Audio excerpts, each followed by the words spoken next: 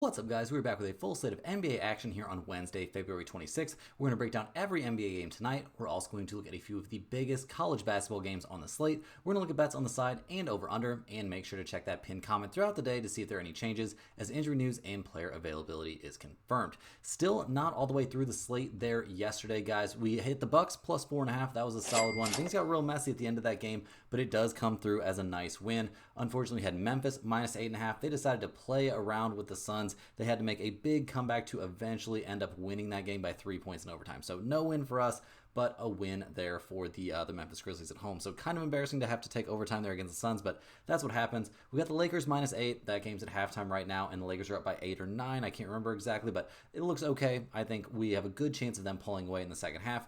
On the college side, we had Akron minus 8.5. They got homered just barely enough to not manage to cover that 8.5 number. So that was a pretty annoying loss. They were clearly the better team, just couldn't win by just quite enough.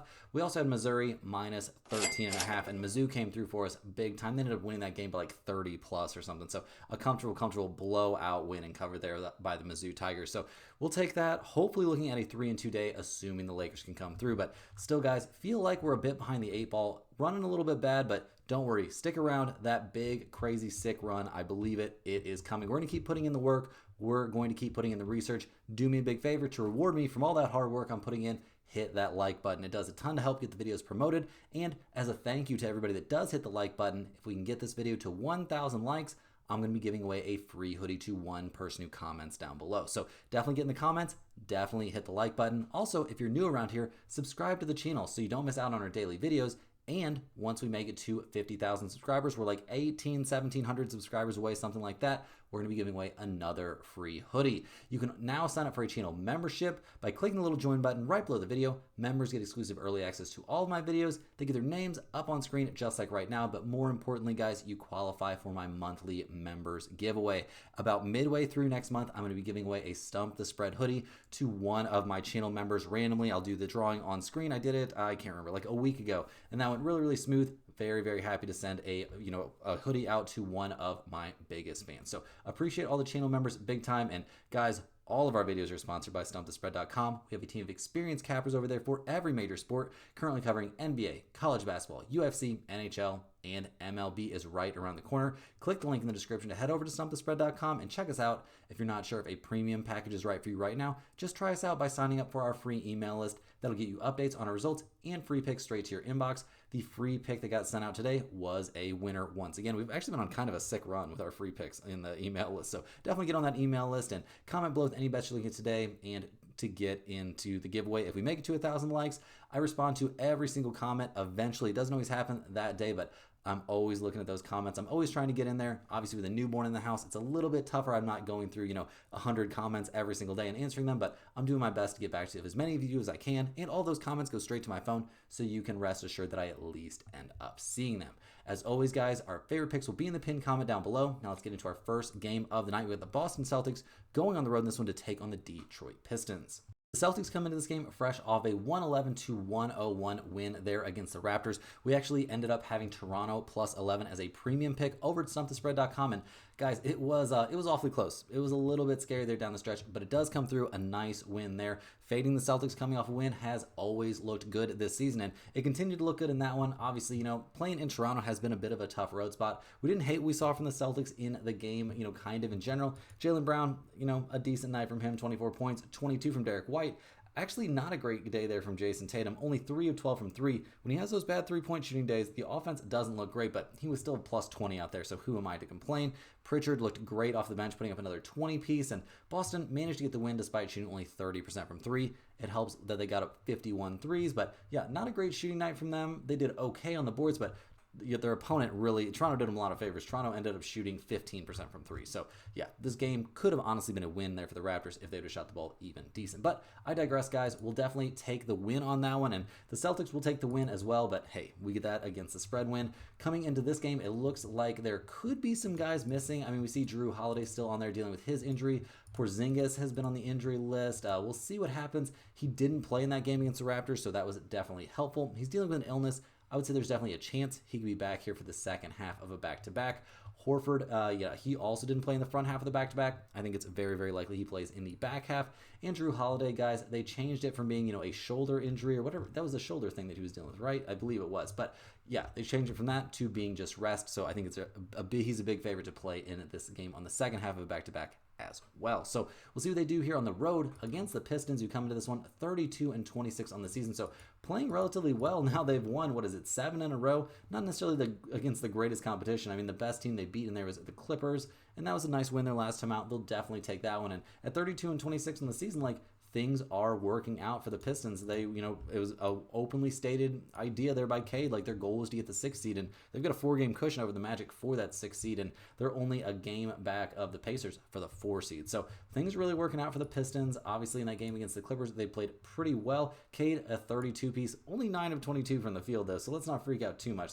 He's not scoring the ball super efficiently, but he's doing what he needs to do. They survived an off shooting night from Malik Beasley. You don't see that every night, but their bench did play well out there. They shot 31% from 3, definitely a number they can improve on, and they played some good defense against a Clippers team that just didn't look super motivated out there. So we'll see what happens in this one with the Pistons. They come into this game looking, I would say, pretty freaking healthy. Not a lot of important guys there on the injury list, and that's been, I'm not going to say the secret to their success, but it's been extremely, extremely helpful. I mean, Cade, Tim Hardaway Jr., Thompson, Tobias Harris, Jalen Duren, all healthy and ready to go. The addition of Dennis Schroeder is also paying off. So, looking at the numbers for this game, guys. The Pistons come into this one getting 4 points. We've got a total of 225.5.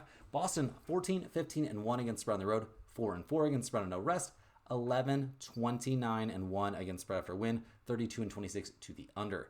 The Pistons, 13-14-1 against spread at home, 15-14-2 against spread after win, and they are the slightest of slight over teams. This is a bit of a tough spot, guys. The spread tells me that the odds makers think the Celtics are going to sit some guys. I don't know who yet. I have no way to really know that, but the odds makers seem to be indicating that pretty heavily. So I'm going to lean here a bit towards the Pistons at +4, since we always want to be fading Boston coming off of a win, at least, for the foreseeable future, but we have to wait and see. No way this is going in the pinned comment yet. Next up, guys, we'll look at the Toronto Raptors going on the road to take on the Indiana Pacers. The Raptors obviously coming off of that 10-point loss against Boston last night. Now they've got to go from Toronto to Indiana, so not the craziest flight, but when you're crossing the border, guys, you are crossing the border, so that can add some extra annoyance. We saw Toronto just really struggle shooting the ball last night. It was pretty brutal stuff. They couldn't throw in the ocean from long range, and they did manage to keep things close against the Celtics, who were also struggling to shoot the ball. We did not see Jakob Poeltl play in that game. He did not play due to that hip issue. We saw Scotty Barnes put up 21, RJ Barrett 22, but nobody else really played particularly well there for Toronto. So kind of impressive that their defense was good enough to keep things that close in this game. So I think they'll take that, a competitive loss. This isn't a team that's really trying to win games right now. So staying competitive is pretty much all you can ask for from them. There's not a whole lot of reason to think they're going to rest guys on the second half of back-to-backs. There's a chance that Jakob Poeltl could play in this game, and that would definitely give them a nice little boost here on the road as they take on the Indiana Pacers, who are 32-24 on the season. They're fresh off a 25-16 loss there to the Nuggets. They couldn't really do a whole lot with Jokic. He had, 19 assists in the game? Yeah. Although, on reviewing the tape, they were giving some pretty generous assists to him, but I don't think he really cares about that, guys. He's just out there trying to win basketball games. Huge night for Aaron Gordon, and the Pacers in general, guys. Miles Turner led the way with 23 points, but not a whole lot of other positive things going on for them in this game. They shot way more free throws, still couldn't stay that close. We saw Halliburton, 19 points from him, 15 assists. So yeah, the assist, the scorecard, doer was really being generous with those assists. But yeah, just not an amazing night out there. They just couldn't find a way to slow down the Nuggets on defense. And the Pacers defense hasn't necessarily been amazing this season. They come into this game looking, I would say, not fully healthy at least. I mean, we see McConnell and Halliburton both on the injury report. Halliburton questionable with left groin soreness, and McConnell, guys, questionable with that ankle. So we'll see if they have either one of those guys in this one. The odds makers like the Pacers. They're 9.5-point favorites at home. We've got a total of 238. Toronto actually 15-11 against spread on the road. They're 6-4 against spread on no rest. 24-14-1 against spread after a loss. That's pretty crazy, guys. They're also a slight over team. The Pacers 12-13-1 against spread at home. 12-10-1 against spread after loss. And they are kind of a significant over team, but I'm not interested in over 238 in this one. I am significantly interested, though, in Toronto plus 9.5. We need to know that they're going to have everybody available that they're supposed to have available in this game, but if they do, guys, I think they keep things pretty competitive against a Pacers team that, I just don't really trust right now. I think, they've got what it takes to blow out opponents, but the Raptors have some pieces. I think they could make this a close game, especially if we see guys like Halliburton and, even McConnell off the bench is an important piece sitting out. Next on the docket, guys, we have the Philadelphia 76ers going on the road to take on the New York Knicks. The 76ers come in this game 20-37 on the year. They are garbage, guys. They are terrible, completely awful, the biggest disappointment in the NBA. They just got blown out by 32 points against the Bulls. We got Paul George coming out and saying all kinds of negative stuff about the team, how they don't have what it takes. And yeah, bud, I agree. And a big part of the reason they don't have what it takes is because you suck. And now you're taking up a massive part of their payroll. You and Embiid about to be the two most untradeable contracts in the NBA. You're both on the same team. So things looking incredibly bleak there in Philadelphia, just getting blown out against the Bulls. They come into this game with Quentin Grimes on the injury report, Kyle Lowry probably out. Why is he even on a team? Yabusele, a guy that is definitely worth taking a look at. He is listed as out with that eye issue, so he's not going to be playing. And really, it looks like it's going to be the Tyrese Maxey, Kelly Oubre, and yeah, Paul George are going to be out there too. So you can pencil him in for about 10 points in about 40 minutes. So pretty useless there. We'll see what the 76ers do on the road here against the Knicks, who come to this game losers of 2 in a row, which has to be pretty concerning, guys. They lost against the Cavaliers and the Celtics, two teams that it's very, very possible they're going to see in the playoffs, and definitely teams, one of those teams they're going to have to get by if they want to make it to the Eastern Conference Finals. And that's kind of been the goal of this team. I mean, they are 37-20 on the year, but cannot be happy with another loss there against the Celtics. They come into this game not looking fully healthy. We see OG and Karl Anthony Towns both on the injury report. OG Anunoby with that foot issue, he's probable for this game, so it sounds like he's going to be out there. Karl Anthony Towns with his knee issue is questionable. I think they are absolutely nuts if they play him in this game with the way things looked his last time out, but he wanted to be out there apparently, and Tibbs, not a guy that's going to keep somebody from playing. It's concerning, guys. Him having any sort of lower body injury at this point in the season is very, very concerning. So I think they'd be nuts to not sit him out, but we'll see what they do here. The Knicks come into this game 10-point favorites. We've got a total of 232.5. The 76ers 10-16-1 against spread on the road, 10-25-1 against spread after loss. This is an NBA worst mark against spread after loss, and they are 30-24-3 to the over. The Knicks 14-15-1 against spread at home, 11-8 against spread after loss. That's a nice look, and they are a significant over team as well. So right off the bat, over 232.5 seems live to me, certainly, but I don't think that's the best spot in this game. I think the best spot is to take the Knicks here at -10, and I like that whether or not we're going to see Karl Anthony Towns playing this game. I think the Knicks absolutely destroy the 76ers in this game. I mean, we could see, Maxey go off for like 40, but I don't think that'll matter. I think the Knicks are probably going to score like 150 points in this game as they exercise some demons here after losing a couple in a row. Hey guys, jumping in here with a quick ad break. This is a great time to sign up for StompTheSpread.com. Signing up for a premium membership gets you access to our top confidence plays on all the major sports. We're currently covering NCAA basketball, the NBA, NHL, UFC, and the NFL. We have a team of professional cappers that work extremely hard putting in the research on these games every day so you don't have to. We make things very easy for you with pick notifications directly to your phone and unit sizes assigned to each play so you can see where our confidence level is on every individual matchup. To test out the service before you buy, join our free email list, get the occasional free or premium pick straight to your inbox. Just click the link in the description to sign up for a free account. Don't forget to like this video and subscribe to the channel if you're new. Now guys, back to the games. Next on the docket, we're looking at the Portland Trailblazers going on the road to take on the Washington Wizards. Portland comes into this game 25-33 in the season, winners of 2 in a row, but man, that was a close, kind of dramatic one there against the Utah Jazz, and they managed to mess that one up so bad at the end of the game that they couldn't cover those 2.5 points. So that was a pretty devastating loss. We might be ready to be hurt again here, though, guys. I mean, in that win, we saw some pretty good stuff. Anthony Simons, 28 points. Scoot was playing well in that game as well, put up 17 points off the bench, 3 of 8 from 3, which for him, not too bad. Simons was not shooting the ball well from deep, though. Jeremy Grant shot the lights out, 50% from 3 for him. He put up 20 points, but overall, they just didn't play what I would term as their best game. So we'll see what they can do here. I mean, I hope the hope would be that they could play better down the stretch here against another terrible opponent. The Blazers come into this game in terms of, health. Things are looking very, very good. They're healthy. Obviously, not going to have, DeAndre Ayton, but other than that, things are looking okay. The Wizards come into this game fresh off a very rare win. They got the 107-99 win over the Brooklyn Nets. So, yeah, that was crazy. We're seeing the guys that I thought were not going to play for the Wizards because, it was kind of listed that they weren't going to play, come up pretty big. I mean, Marcus Smart made some big plays in the game. We saw Chris Middleton play as well, 26 minutes there for him. Not like he played amazing, but, he was out there. We saw Jordan Poole have a rare, very good game, 26 points, a plus 13 from him, and the Wizards shot 42% from 3 in that game. So, pretty good stuff there from the Wizards. Not going to lie. They played really, really well in that game. Is this the new look now for Washington? Like, is this a team that's all of a sudden going to be trying? They're now 10-47 on the year, so a team that's supposed to be tanking. We'll see what they do to try and continue that tank, but looks like pretty much everybody going to be ready to go. Like, Middleton still in the starting lineup there, Marcus Smart going to be coming off the bench, and these are dudes that are trying to prove they're still worthy of NBA contracts. So, looking at the numbers here, the Wizards are getting 5.5 points at home. We've got a total of 228.5. Portland, 14-13-1 against spread on the road. They're 15-8-1 against spread after a win. They're 29-27-2 to the under. Washington, a 500 against the spread team at home. They're 5-4 against spread after a win. They're 29-28 to the over.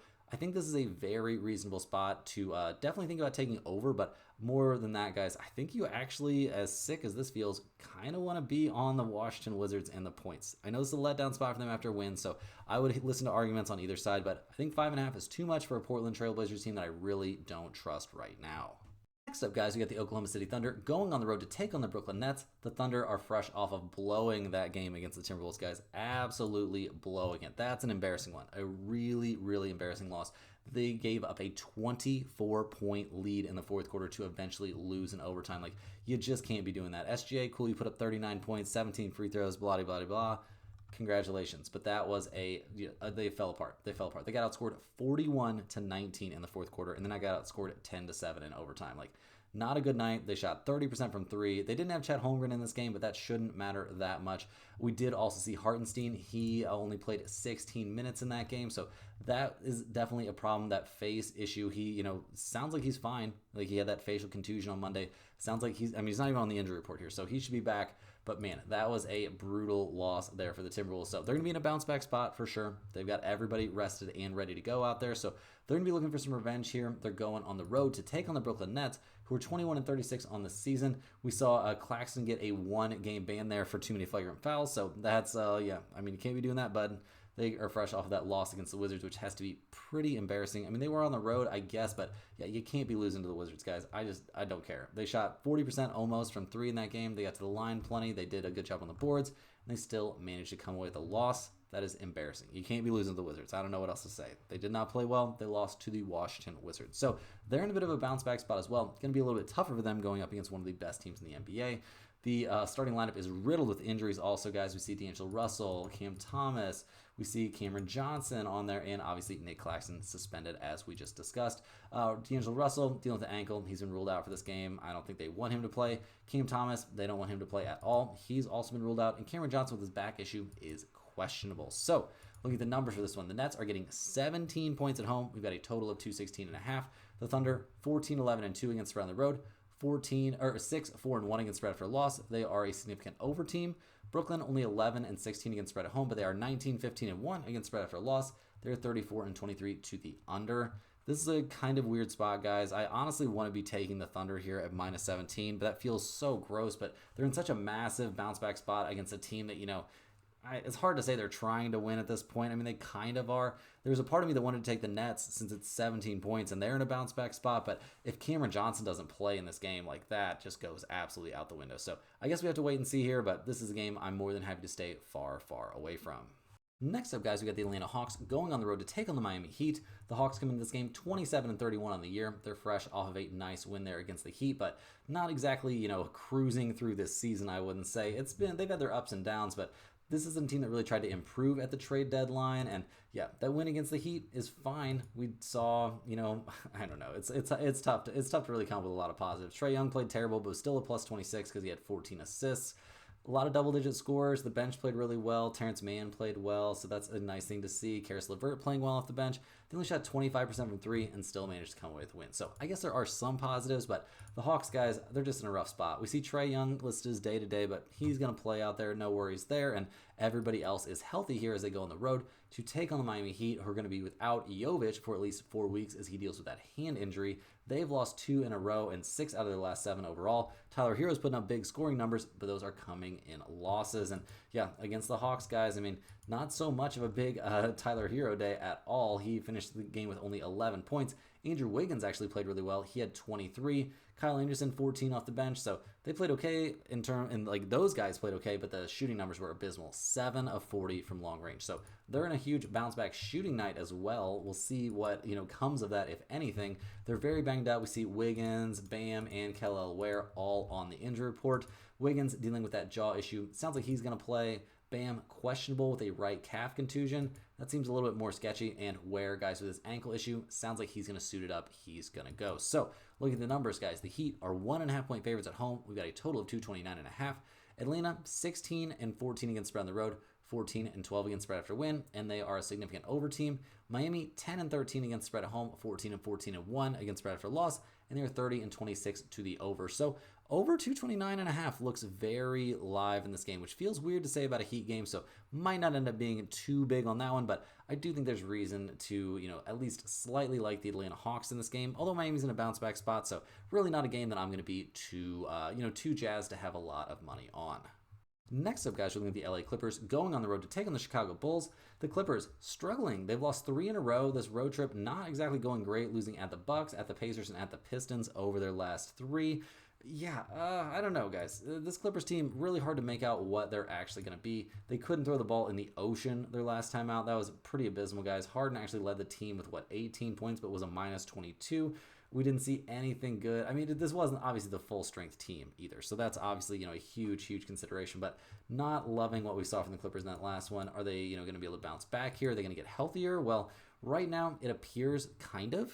It sounds like Kawhi is going to play in this game, but Norman Powell, their best scorer and arguably their best player with that knee issue, he's been ruled out for this game. So not going to have him, and they haven't won a game since they had him, and that took them overtime against the Utah Jazz. So we'll see how things go. I am a little bit nervous for the Clippers here as they go on the road to take on, of all teams, the Chicago Bulls, who are fresh off an insane win, a 142-110 win, albeit against the 76ers. But still, the Bulls, not a team that's really built to be amazing right now. We saw Giddey put up 25 points, 16 rebounds, and 6 assists in the win, but how much can you really take away from a team beating the Philadelphia 76ers? Like, let's not freak out too much.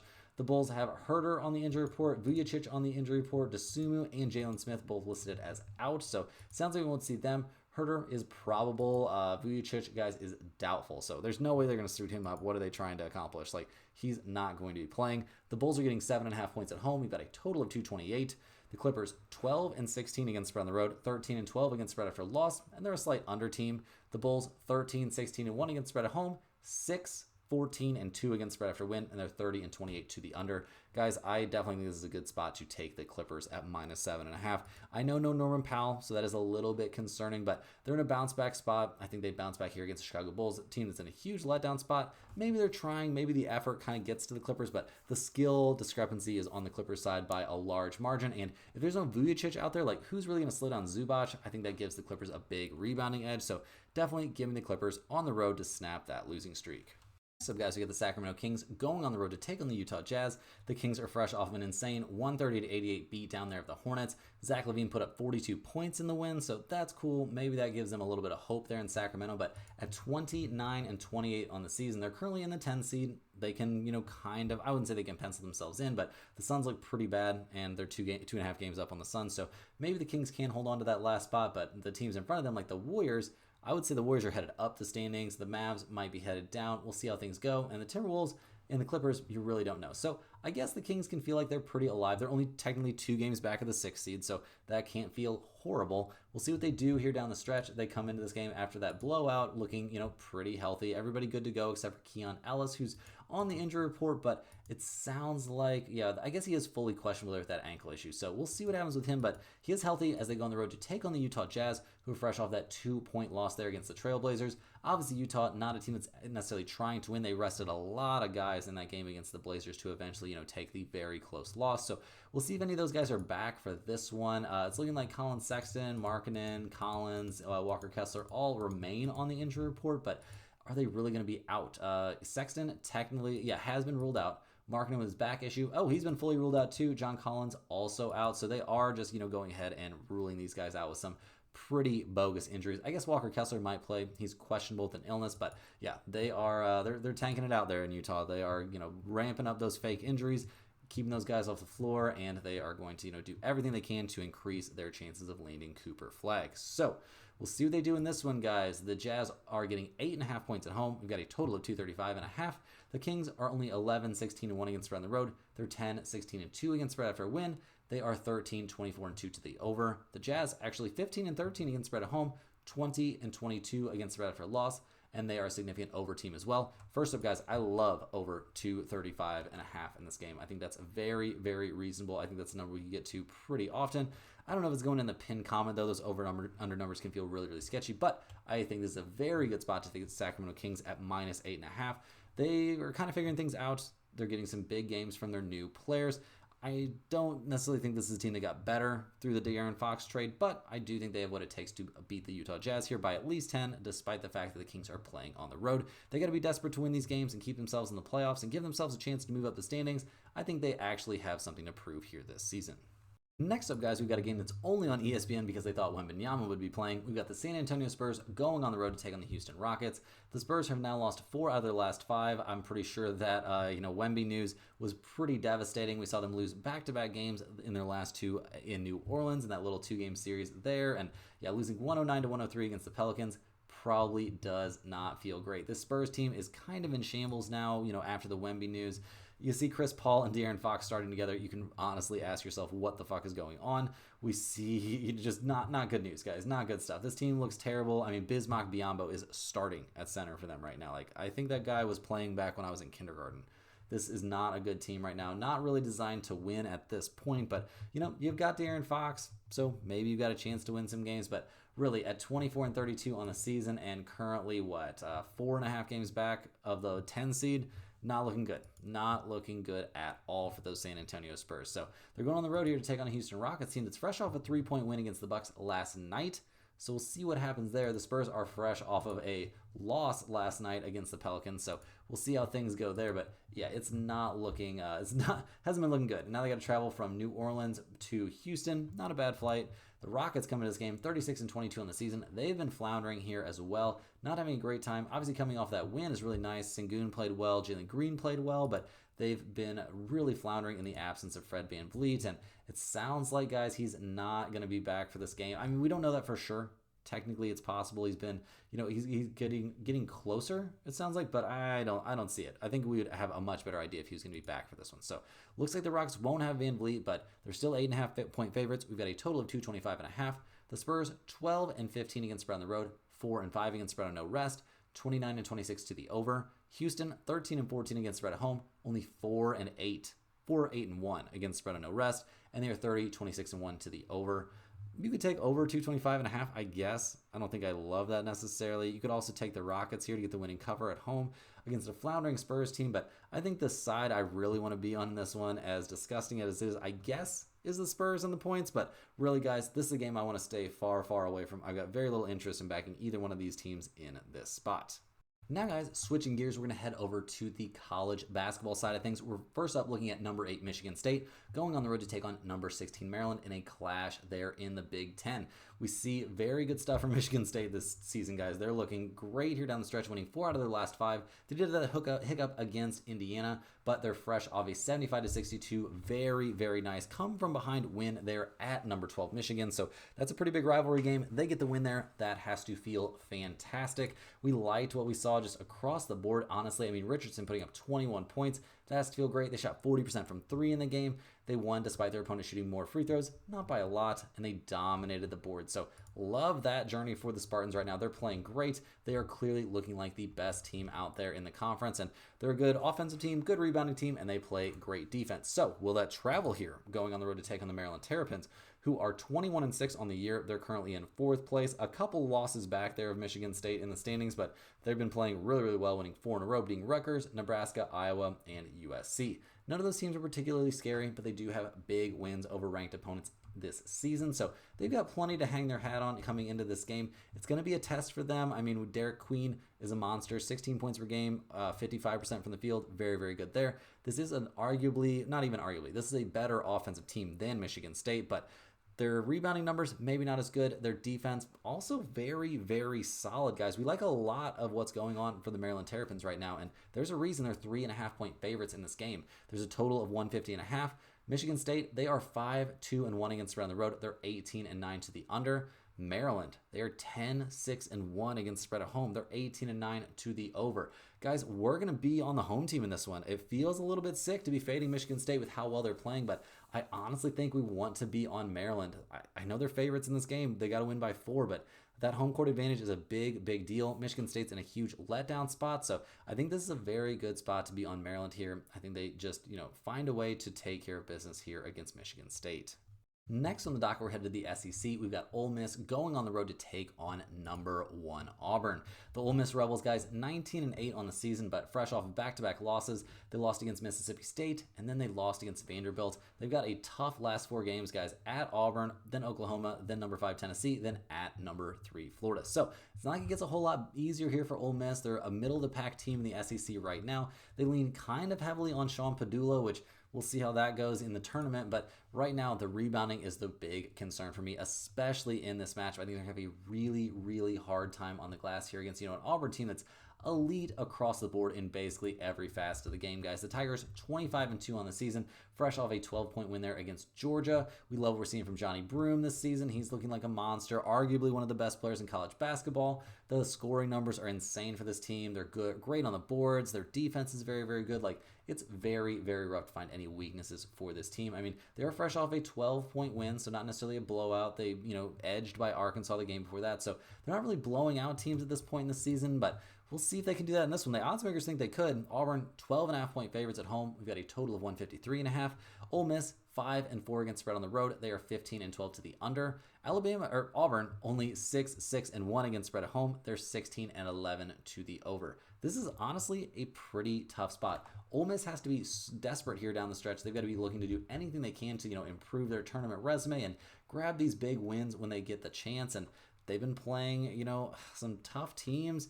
Auburn is much, much tougher, though, guys. This is a tough spot. Auburn has, Kentucky on deck? I think that seals it for me, guys. Give me Ole Miss and those 12.5 points on the road.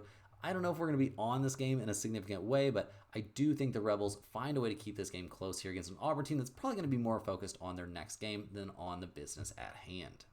Staying in the SEC for this next one, guys, we've got Vanderbilt going on the road to take on Texas A&M. The Commodores coming to this game 18-9 on the season, fresh off a nice win against Ole Miss. They won that one 77-72, a very nice game.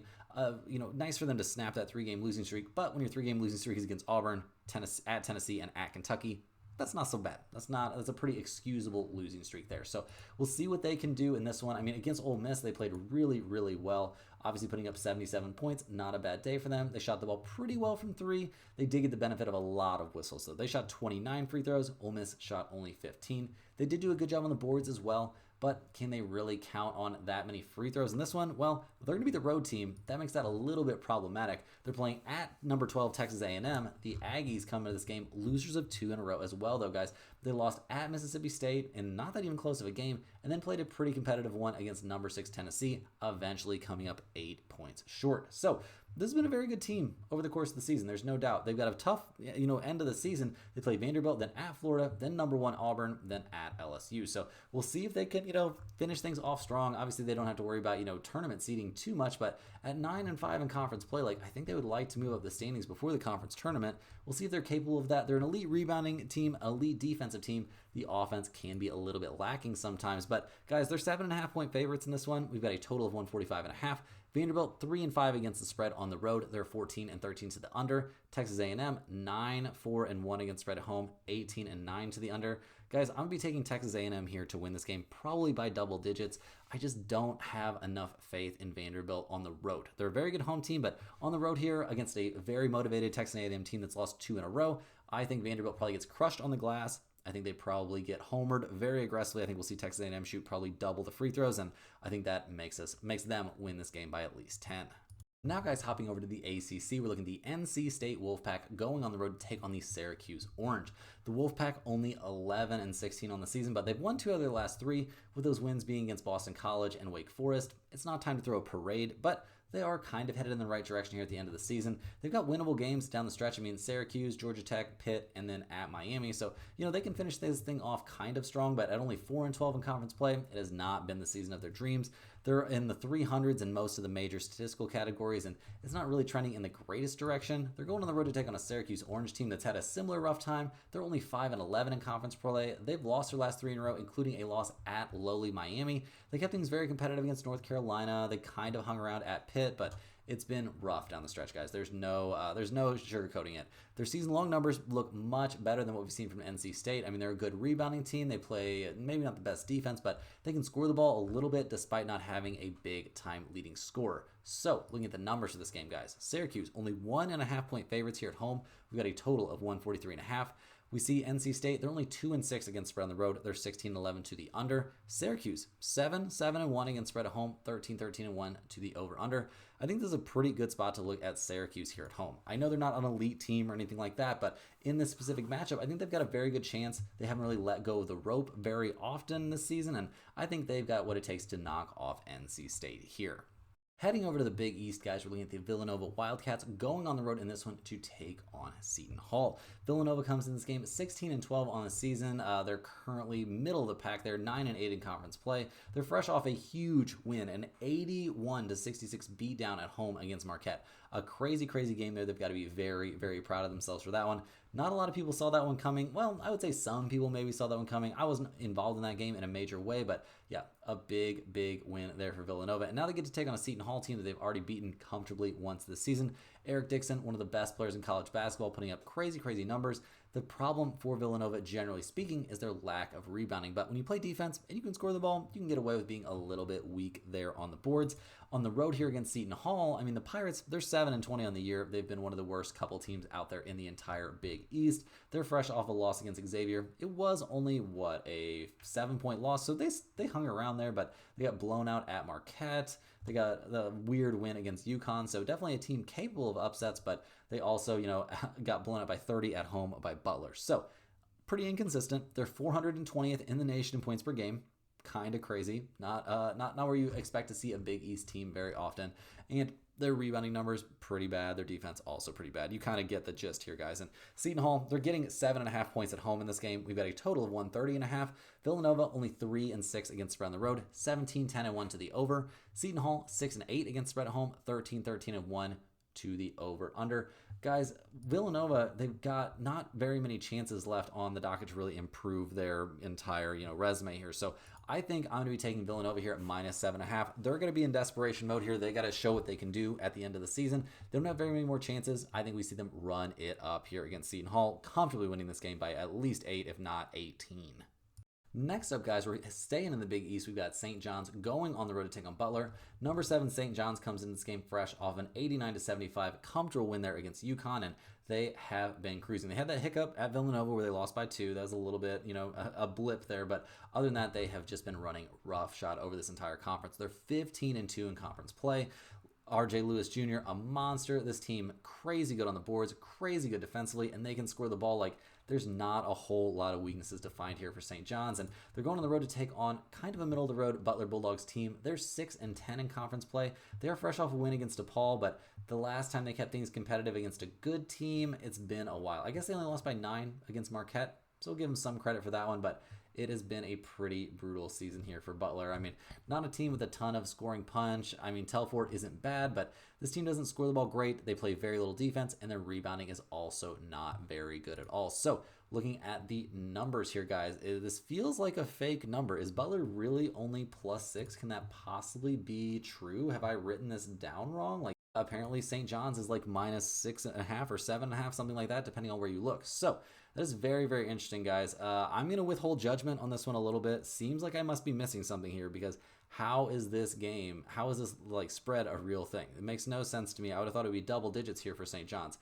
Butler getting 6.5 points at home. We've got a total of 149.5. St. John's 5-2-1 against spread on the road. So they're a good road team. They're 15-13 to the under. Butler 6-9 against spread at home. 16-10-1 to the over. Guys, I'm not sure what I'm missing here about St. John's. Maybe I'm missing something crazy. Please let me know down in the comments if I'm missing something insane here. But this seems like a no doubter spot on St. John's. I'm not going to put it in the pinned comment because I feel like I'm so clearly missing something. But If I don't find anything else new, I'm going to be slamming it here on number 7, St. John's. I think they would probably win this game by double digits. Like, why would this even be a close game? In the last game we're going to go over tonight, guys, we've got number 17, Kentucky, going on the road to take on Oklahoma. The Wildcats come into this game 18-9 on the season, fresh off of a kind of disappointing performance there against Alabama. I mean, they're at number 4 Alabama, so not a lot of shame to lose that one, 96-83, but also, not the performance they would have hoped for. They kept it within 5 against Alabama earlier this season, and there was, reason to hope they could maybe score that, knockout win. But yeah, not great. They play Oklahoma, but they're in a huge look-ahead spot because they've got Auburn on deck. This is an elite offensive team that plays very little defense. They can rebound, but that is, largely a function of their pace of play. The Oklahoma Sooners come into this game 17-10 on the year. They're fresh off a big upset win there against Mississippi State, a 93-87 win. They find themselves in a letdown spot now, and at only 4-10 in conference play. Like, I don't know, guys. We'll see if this team can get a win here against Kentucky, maybe knock off Ole Miss or Missouri. Like, if they win out here, they're going to end up in the NCAA tournament. But that is a pretty big task for a team that's been very bad on the boards and very bad defensively this season. So, looking at the numbers here, Oklahoma getting only 2.5 points at home. We got a total of 162.5. Kentucky 3-5 against spread on the road, 14-13 to the over. Oklahoma 6-9 against spread at home, 15-12 to the over. My lean in this one is definitely Kentucky on the road. Oklahoma's in a big letdown spot, but I don't think they're going to let that affect them.